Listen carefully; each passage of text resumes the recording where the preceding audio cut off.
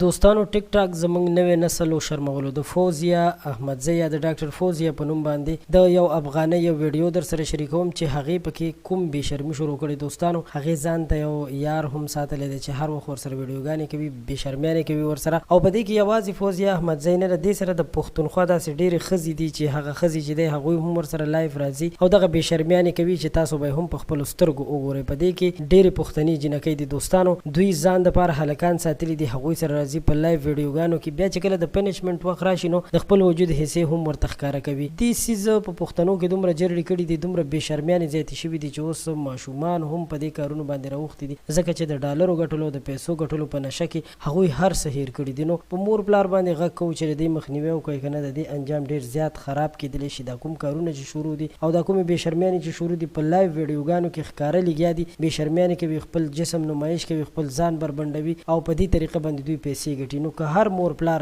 دا خبره اوري او هغوی د خپلو بچو د دې بد کار مخنیوی وکړي نو دا به ډېره ښه خبره وي، ځکه چې ممکن بیا دا ستاسو دپاره یو لوی شرم جوړ شي.